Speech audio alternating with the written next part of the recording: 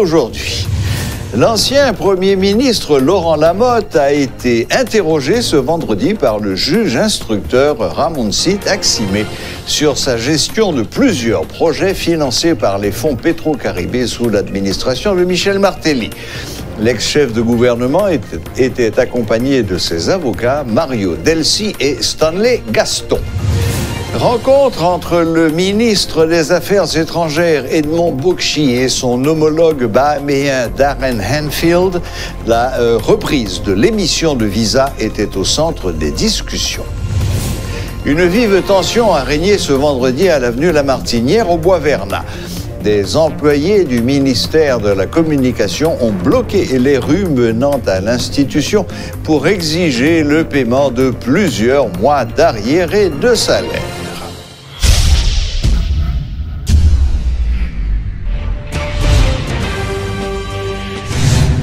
L'ex-premier ministre haïtien Laurent Lamotte a répondu ce vendredi 30 août aux questions du juge instructeur Ramoncit Aximé. Accompagné de ses avocats, Mario Delcy et Stanley Gaston, M. Lamotte a été interrogé sur sa gestion de plusieurs projets financés par les fonds Petro-Caribé sous l'administration de Michel Martelly. L'ex-premier ministre s'est gardé de faire des déclarations à l'issue de l'audition. Son avocat, Mario Delcy, a assuré que M. Lamotte est à la disposition de la justice. Au cours des dernières semaines, plusieurs anciens ministres, dont Jacques Rousseau et Yves Germain-Joseph, avaient répondu aux questions du juge instructeur. Le magistrat réalise ses investigations suite aux plaintes de plusieurs citoyens et de l'État haïtien sur des accusations de dilapidation de plus de 4 milliards de dollars américains. L'enquête administrative réalisée par la Cour supérieure des comptes et du contentieux administratif a révélé des cas de dilapidation des fonds publics impliquant des officiels et des responsables d'entreprises privées. D'autres personnalités, dont l'ex-premier ministre Jean-Max Bellerive, ont également été convoquées par le juge Aximé.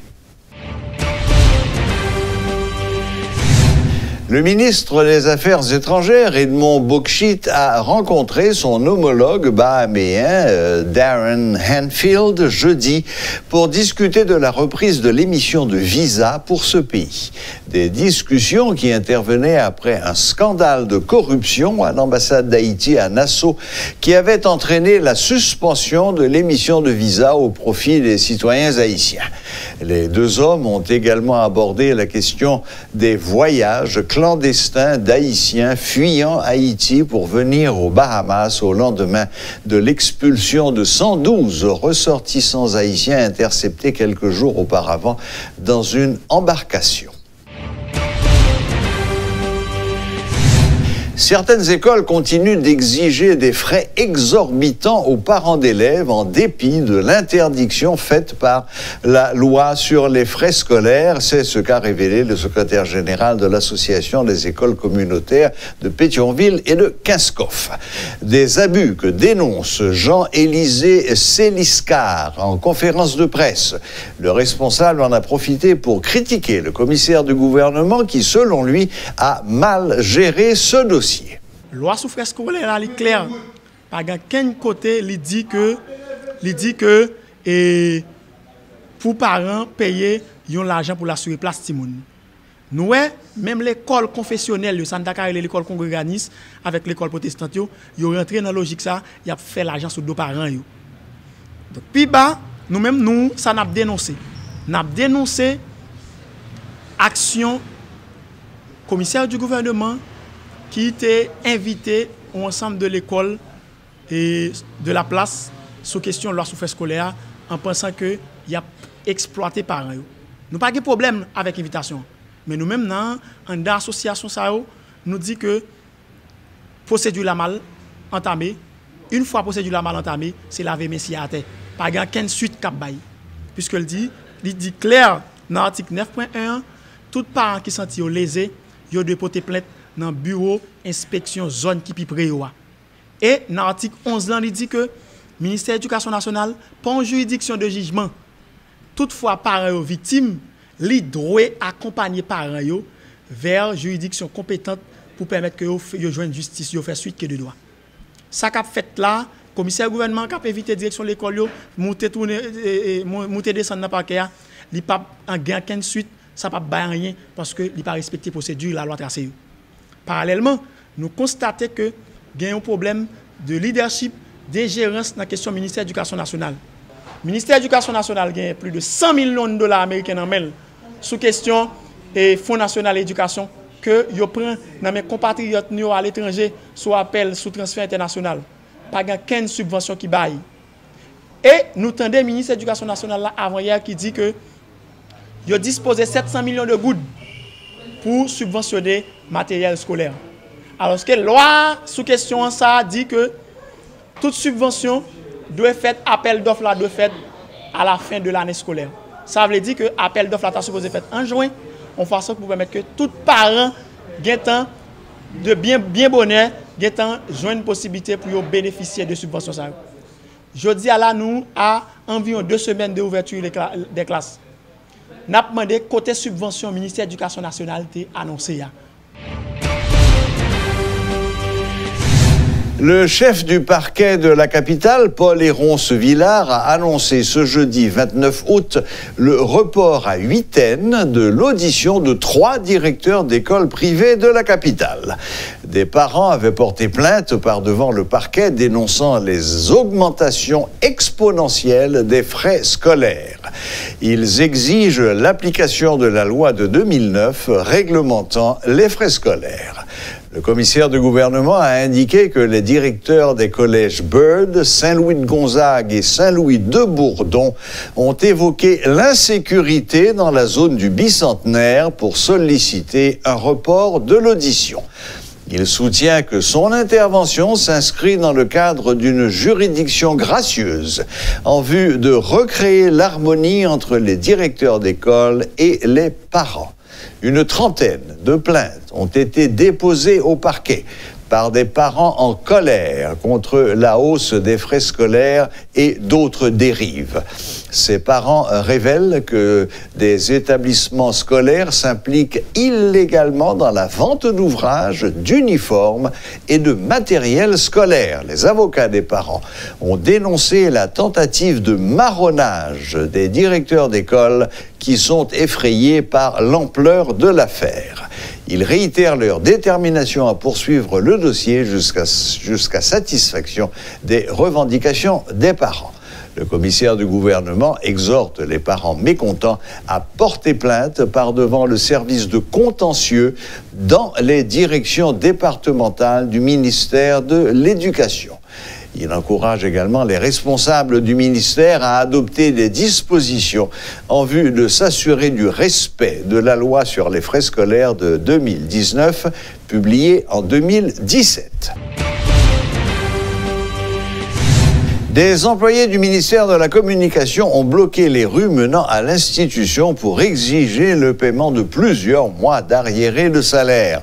Très tôt, ce vendredi matin, ils ont déposé des pneus enflammés sur l'avenue Lamartinière et ils menacent de passer à une autre étape si leurs revendications ne sont pas prises en compte. Jérémy Tillon était sur place, suivez son reportage. Je me trouve actuellement devant le bureau de la communication avenue Lamartine où les employés ont bloqué la route. Juste derrière moi, vous pouvez voir justement des pneus enflammés. Pour quelle raison? Eh bien, ils demandent plus de 4 mois d'arriérés de salaire. Tout de suite, moi, ce que je vous propose, c'est d'aller parler avec eux. Les employés du ministère de la Communication ne décolèrent pas. Depuis quelque temps, ils réclament l'octroi de cartes de débit pour faire face à la rentrée scolaire qui approche à grands pas. Comme le soulignent certains manifestants, la distribution de ces cartes a été stoppée aux grandes dames des employés. Imaginez l'école là pour l'ouvrir là comme tout le monde a constaté. Gon question de 4 là. Li devant actuellement là, li devant et Jean-Michel Lapin comme c'est lui-même qui premier ministre. Li dit le pape signal. Comme moi saute jour li déjà nous ka comprendre Haïti. L'on parler l'on comporte comme moun qui sage, yo pas attendre. Donc ou ka comprendre 7 8 c'est 7-8 qui fait président et qui dit le peuple a parlé. Il comprend le message là. Donc je dis à la ministère, elle est fermée. Nous pas le dire que le fermé, mais nous connaissons toute décision pour prendre. Parce que il y a un dossier devant Lapin, devant le ministre Lapin. Donc tout le temps, nous jouer un petit 4 ça, dossier à devant, c'est monsieur qui bloque. Carte de débit. L'octroi ou non de carte de débit est souvent sujet de discorde au sein de l'administration publique. Ce privilège permet aux fonctionnaires de payer certains achats et factures en plus de leur salaire. Si ces revendications ne sont pas satisfaites, les manifestants promettent de passer à la vitesse supérieure. Au moins, si nous avons une carte de débit, à qui niveau on a passé? Niveau nous, à partir de lundi si je vais. Nous avons le directeur général avec les Calvéradé, nous ne pouvons pas rentrer dans le bureau. Nous avons le secrétaire d'État avec les Jackson Alexis, nous ne pouvons pas rentrer dans le bureau. Et là, puis lui-même, nous prenons le bail. Jovenel Moïse, je ne peux pas dire ça, je ne peux pas dire ça comme président. Nous prenons Jovenel Moïse route pour le passer. Parce que pas de route sur Bavena. Mais ces derniers mots donnent nous ça pour les DCJV. Les employés du ministère de la Communication donnent une semaine au ministre pour octroyer les cartes de débit à l'ensemble de ceux qui travaillent au sein de l'institution. Dans le cas contraire, les rues menant au Champ de Mars risquent d'être bloquées par des pneus enflammés. Vous venez d'entendre les revendications des employés du ministère de la Culture et de la Communication. Donc ils demandent une obtention de carte de débit pour tous les employés et ça avant le 9 septembre. S'ils n'obtiennent pas justement cette carte de débit avant le 9 septembre, ils promettent de passer à la vitesse supérieure à partir de la semaine prochaine. C'était Jérémy Thion pour Télémétropole. Alors que la saison des pluies commence à faire des dégâts au niveau des canalisations des égouts, des hommes s'efforcent chaque jour de retirer des tonnes de déchets les obstruant. À la rue Pavée, en plein centre-ville, ces égoutiers risquent leur vie pour un salaire dérisoire. Jérémy Thion est allé à leur rencontre. Suivez son reportage. Rue Pavée, 12h30, sous un soleil de plomb, Marcel et Arthur s'efforcent de retirer les immondices qui obstruent les canalisations. Depuis le début de la saison des pluies, leur travail est devenu harassant, presque impossible. À tour de rôle, ils essaient tant bien que mal de nettoyer cet égout. Aucune protection, pas d'assurance santé. Pire encore, ils n'ont pas été payés depuis 4 mois. Dans ces conditions, ces éboueurs ne voient pas leur futur avec optimisme. À l'approche de la rentrée scolaire, l'amertume se lit sur leurs visages fatigués. Notre travail, bon, nous n'avons pas de monde qui prend soin de nous. L'État n'a pas pris soin de nous. Notre travail, on ne peut pas payer. Nous avons n'importe 3 mois, 4 mois. Les 4 mois, on a nous mois. Les mois arrivent, bon, nous avons pour mettre l'école. Bon, on ne pas comme ça, l'État fait nous. L'école ouvre sur nous. Nous pas avant, nous pas ça pour aider nous, nous pas gain l'État. Bon, l'autre côté nous dit nous sommes président et ministère n'a pas passé. Pas rien qu'à régler. Nous même qui là malheureux nous voyons un travail sans fond rien. Bon, des fois on met espoir, on espoir 1 mois, 2 mois, 4 mois, on ba nous mois. Oublier malheureux nous c'est pas malheureux nous on va jamais venir là. Et parce que nous pas qu'à voler qui fait nous prendre cœur, nous boucher tourner nous boire le sentier. Mais si pour nous, nous avons fait quoi tout le qui dans la rue, nous avons fait des âmes, nous faisons des gens. Mais bon Dieu dit non. Ça n'a fait là lui-même qui va nous manger, qui va nous boire. Mais l'école est sur nous. Nous tous là, nous tous malheureux. Nous retrouvons nos 3 mois là. Nous demandons, nous ne pouvons pas le toucher. Ces égouts devraient être curés à l'aide de tractopelles. Ceci éviterait à des humains de pénétrer dans l'eau stagnante, vecteur de nombreuses maladies et de bactéries en tout genre. Sont-ils conscients des conditions dans lesquelles ils travaillent? Oui, mais après avoir longuement réclamé des tenues de protection, les 2 collègues se sont résignés.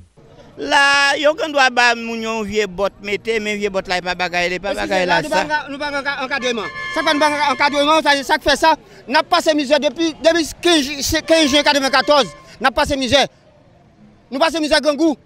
Nous passons misère mal dormi, nous passons misère nous pas payer caille, nous passons misère nous pas à l'école, si nous pas à l'école. Ah ça veut dire que aujourd'hui on a travail. Mais tout président passé, pas jamais faire rien pour nous. Mais je vais être plus mal mais il pas faire rien pour nous du tout. Sans aucune protection, ces contractuels passent donc plus de 8 heures dans les égouts de la capitale pour un salaire mensuel de 7500 gourdes. Lorsque celui-ci est versé à temps, sans mesure de sécurité, les accidents se produisent comme nous le confirment l'un des employés. L'entouré nous avons travaillé dans de 2004. des 4 travailleurs qui sont morts, parents moun sa yo pas dit rien avec parents moun sa yo dit tout ça fait nous mal en pile. Nous t'a aimé pour président dire on parole avec parents moun sa yo. Les éboueurs de la capitale souffrent d'un réel manque de reconnaissance et de respect de la part des autorités. Aucune combinaison de protection, des arriérés de salaire accumulés depuis des mois et des conditions de travail déplorables. Une situation qui devrait mener les responsables à assumer leurs responsabilités vis-à-vis de ces travailleurs. Mais s'en soucient-ils seulement? Voilà, la boucle est bouclée. Merci de nous avoir suivis. Excellent week-end à toutes et à tous et à la prochaine, même heure, même chaîne.